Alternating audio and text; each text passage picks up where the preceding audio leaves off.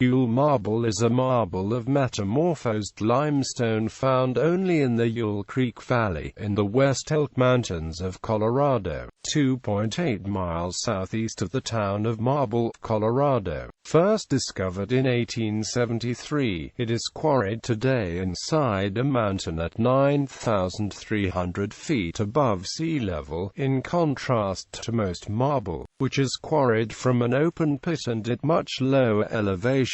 The localized geology created a marble that is 99.5% pure calcite, with a grain structure that gives a smooth texture, a homogeneous look, and a luminous surface. It is these qualities for which it was selected to clad the exterior of the Lincoln Memorial and a variety of buildings throughout the country. In spite of being more expensive than other marbles, the size of the deposits enables large blocks to be quarried, which is why the marble for the Tomb of the Unknowns, with its 56 long-ton die block, was quarried from Yule Marble.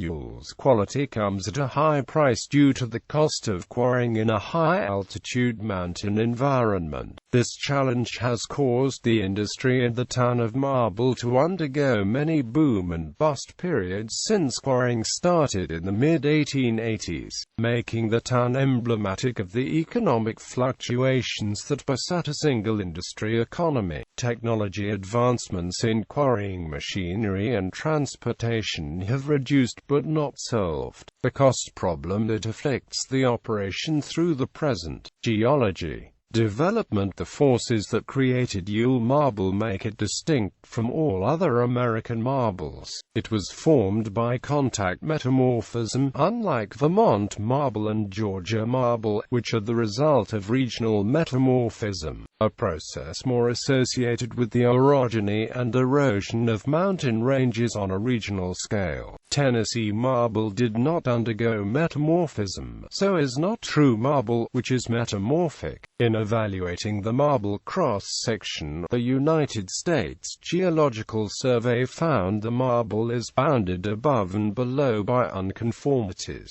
This lack of conformable contact resulted in the early dating of the limestone as Silurian rather than the currently accepted Mississippian. The lack of conformable boundaries in exposures along the Treasure Mountain Dome explains the variation in reported thicknesses in the quarry area west of Yule Creek of 166 to 239 feet, about 2,000 feet southeast of the quarry. The overlying Pennsylvanian Molars Formation was an argillite unit which was converted to hornfels and quartzite. Stratigraphically below the Leadville, the chert-bearing Devonian diadolomite member of the Chaffee Formation was altered by the metamorphism to impure silica-rich marble and occasional serpentine-bearing marble. The Yule Marble is a metamorphic phases of the regionally distributed Leadville limestone of Mississippian age deposited 350 million to 324 million years ago. The Leadville within the Yule area was transformed by contact metamorphism that occurred during the latest Eocene and Oligocene epochs associated with the intrusion and uplift of the nearby granitic Treasure Mountain Dome. The uplift of the Treasure Mountain Dome tilted the limestone away from the intrusion, resulting in the marble bed dipping at an angle into the mountain. The marble unit, along with older and younger adjacent units in the Yule Valley, have a north-northwest strike paralleling the valley and variable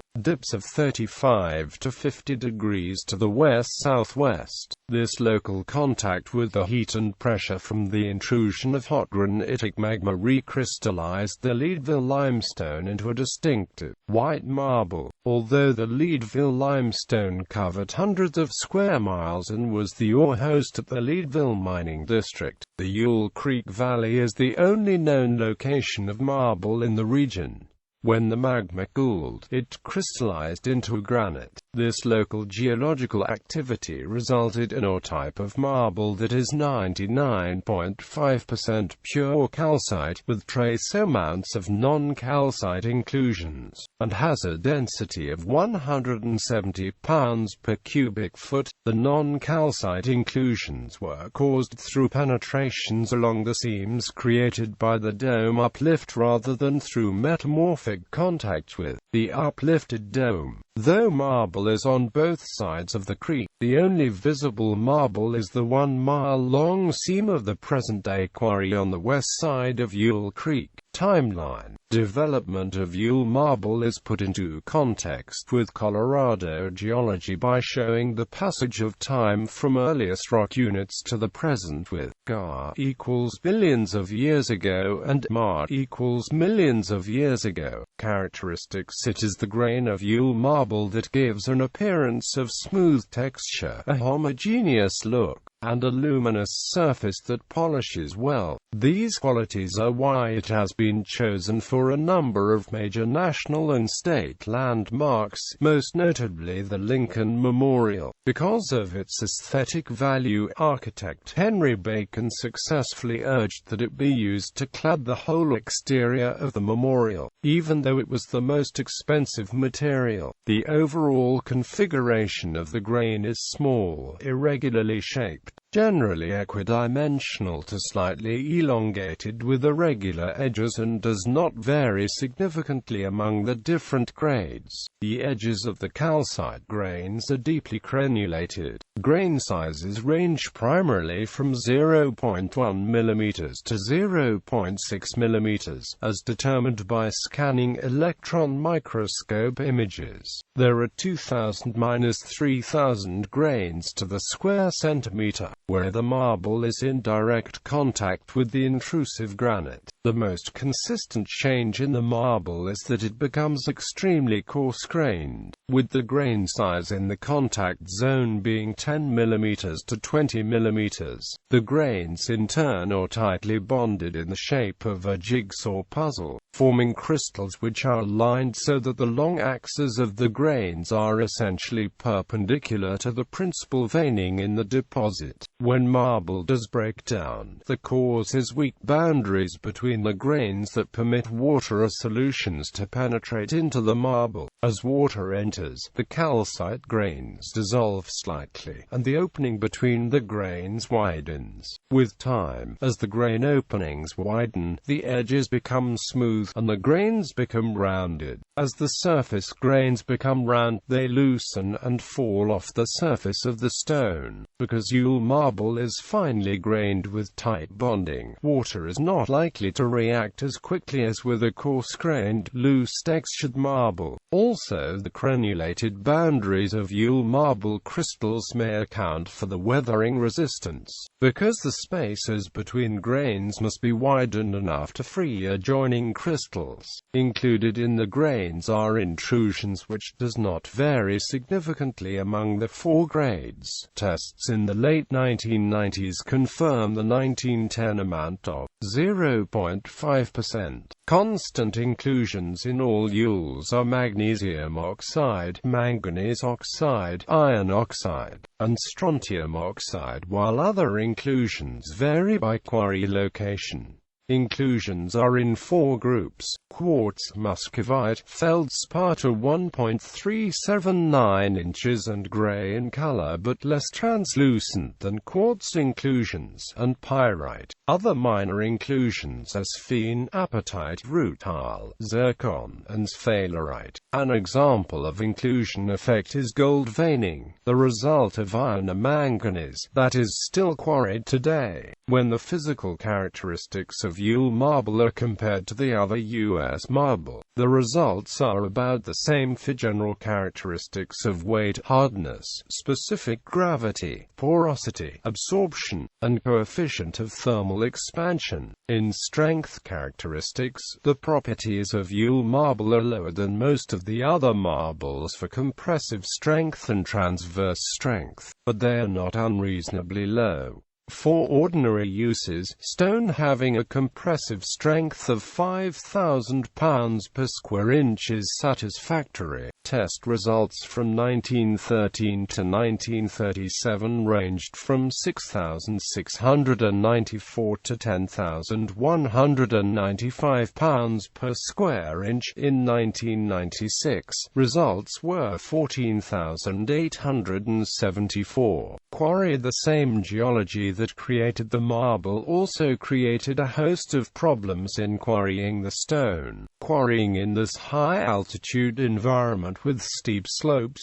deep snow, and snow mudslides is so expensive that advances in technology have not been able to overcome the challenges. These factors limit periods of operation and the amount of marble that can be brought down from the quarry. In the early years, a lack of transportation to move enough of the stone out of marble added to the difficulties. The transportation problem was largely mitigated by the advent of a railroad and by road and truck since 1990. The cutting rates of today's equipment are much faster than the 1911 technology. Located along and above the east and west side of Yule Creek, from an elevation of 9,000 feet to 9,500 feet, were 5 quarries, of which only one on the west side is in operation today. Those on the west were the most productive, being the John Osgood Quarry and the present-day quarry started in 1905 by the Colorado Yule Marble Company inside the mountain. The East Side Quarry, started in 1904 by the Strauss brothers, was quarried inside White House Mountain. Most marble quarries in the world today are pit-type operations, such as Carrara, Italy. The amount of Yule marble remaining for quarrying should last for hundreds of years. Use of Yule marble has grown through several periods of boom and bust, from a local to national, and today is international. The first major use was in the Colorado State Capitol building in 1895. Yule marble quarried between 1907 and 1941 can be found in banks, mausoleums, libraries, schools, hotels, and government buildings from the west coast to the east coast, including the Equitable Building skyscraper in New York City. The dimension of the deposit enables large blocks to be quarried, which is why Yule marble was selected for the Tomb of the Unknowns in Arlington National Cemetery. In 1931, the 56-ton block for the dissection was the largest single piece of marble ever quarried at the time. Today, the marble is primarily shipped to Italy to supply fabricators throughout Europe. Blocks also go to Saudi Arabia, Peru, and other developing international markets. Finished marble is used for tile and slabs. As the marble industry cycled, the town's economy, being based on a single industry, also fluctuated. At the same time, had marble not made the transition from its origins as a mining town to quarrying Yule marble, the town would have died, as did other Colorado mining towns such as nearby Crystal and Schofield. Marble prices stayed rock. On March 9, 2004, Yule marble became the official state rock of Colorado. The designation was the result of petitioning by Girl Scout Troop 357 of Lakewood, Colorado of the Colorado General Assembly, who in turn passed a bill that was signed by Governor Bill Owens. Discovered 1873 to mid-1880s. Yule marble was discovered in the Crystal River Valley in the spring of 1873 by geologist Sylvester Richardson. George Yule was the prospector who rediscovered the marble in 1874.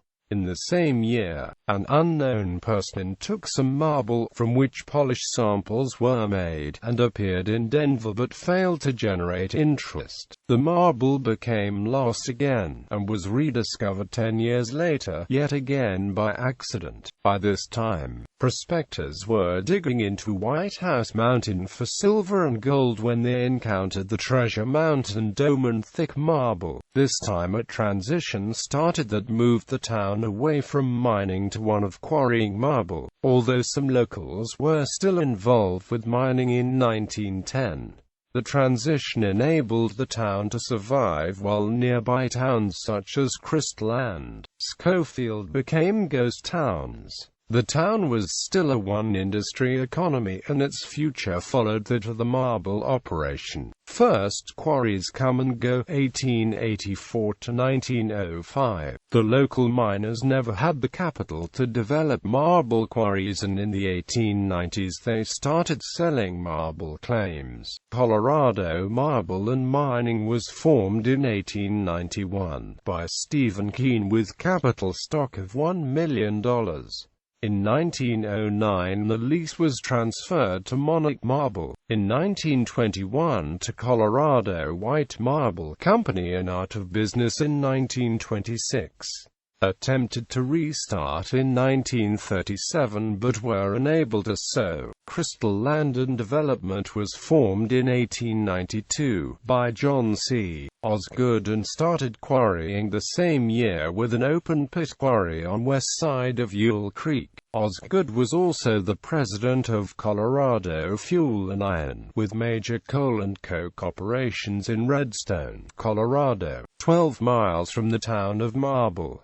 In the late 1890s, he formed Yule Creek White Marble Company, then reorganized in 1905 as Redstone Marble. The reorganization did not result in any quarrying, and the company was out of business on 5 September 1917. Marble City Quarry Company was formed on 29 September 1893 by Dr. R.H. Clyde. The marble deposit was sold to Channing Meek 28 February 1905, and the company was dissolved. Crystal River Marble Company was formed on 12 April 1904 by the Strauss brothers. The quarry was on the east side of Yule Creek inside Treasure Mountain. In support of their operation they completed the Treasury Mountain Railway in August 1910.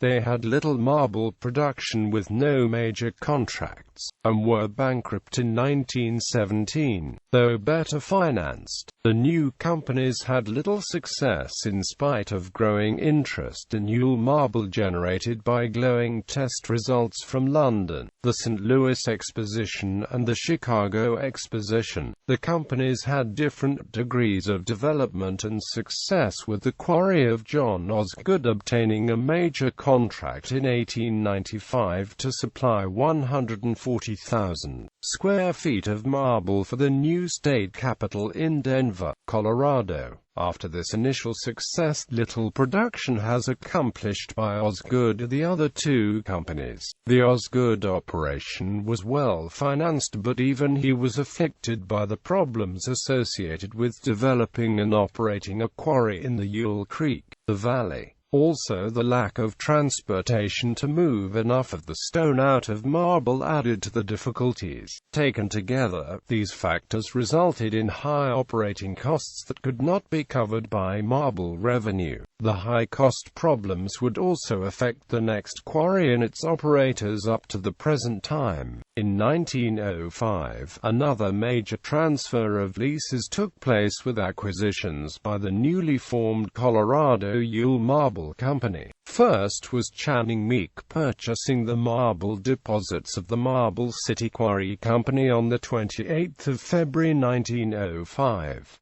He in turn sold the deposits to the newly formed CYMC on the 11th of April 1905 and subsequently became the CYMC president. The marble deposit that became the quarry of the CYMC was acquired on the 14th of November 1905 from Osgood. Because the three remaining quarries had no more production to speak of, this leaves only the quarry started by the CYMC in 1905.